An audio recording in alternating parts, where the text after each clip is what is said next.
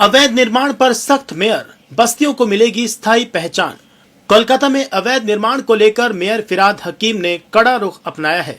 उन्होंने कहा कि प्रमोटर लॉबी गरीबों को गुमराह कर रही है, जिससे अवैध निर्माण बढ़ रहा है। कई इलाकों में अवैध इमारतें खड़ी हो रही हैं, जिससे शहर की प्लानिंग और सुरक्षा पर खतरा मंडरा रहा है। मेयर ने कहा कि अब सभी बस्तियों को ठेका संपत्ति घोषित किया जाएगा, जिससे वहां रहने वाले लोगों को सरकार की ओर से पक्के मकान मिल सकें। इससे प्रमोटर माफिया बस्तियों पर कब्जा नहीं कर पाएंगे।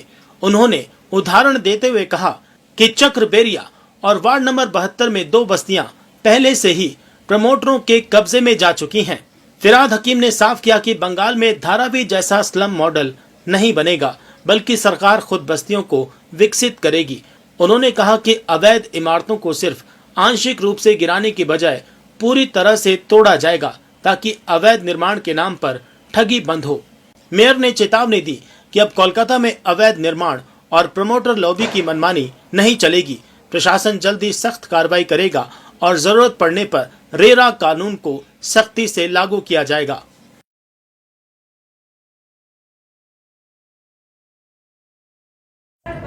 অনেকগুলো জায়গায় এরকম আমি দেখেছি।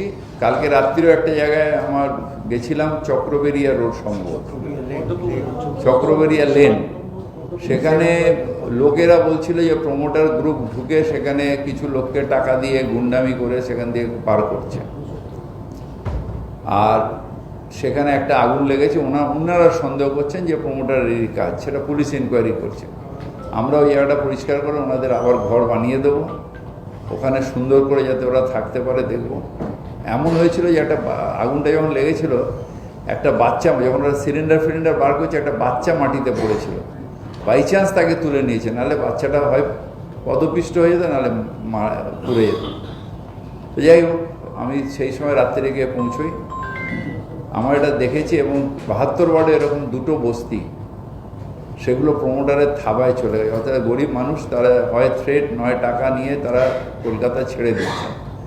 আমরা বম্বের মতন নির্ভক দর্শক হয়ে বলতে পারি না ধারাবি প্রজেক্ট হো রা হ্যায়, খালি প্রমোটার কো দে রা হ্যায়, এটা আমরা করতে পারি না।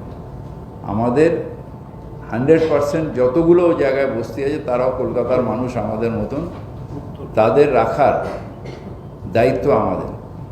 এবং সেই জন্যে উত্তরণগুলো, যে বস্তিগুলো আছে সেগুলোর নতুন নাম উত্তরণের যাতে উত্তরণ হয় সেটা দেখার দায়িত্ব আমরা সবকটাই বাংলার বাড়ি করে দেবো। আগে বস্তিগুলো, বস্তি অর্থাৎ খালি জায়গা, সেখানে যে নিজের বাড়ি করেছে, that was A vacant land, যেখানে তারা রয়েছে, তাহলে তারা ঠিকা টেনেন্ট হবে। এগুলো বস্তি আমাদের ঠিকা টেনেন্সি আন্ডারে চলে আসবে। প্রমোটারদের এই থাবা, বস্তি এরিয়ায় থাবা, এটা বন্ধ হবে বলে আমি আশা রাখি। ওরা কি করে, এই যে বস্তি রয়েছে, তো ধরুন ঠিকা নেই, বস্তি রয়েছে, এই বস্তিতে ধরুন লোক রয়েছে, এটা অ্যাসেসমেন্ট তোলে না। যেগুলো টেম্পোরারি, ধরুন সে এনক্রোচার, সে ভাড়াটেও না, হয়তো এনক্রোচার, কিন্তু সে অনেকদিন ধরে রয়েছে, এগুলো অ্যাসেসমেন্ট তোলে না। এবার তারা নিজেরা ওইখানে দিয়ে দিল, যে মালিক সে বলে আমি ওই প্রমোটারকে দিয়ে দিলাম, ডাইরেক্ট ট্রান্সফার হয়ে গেল।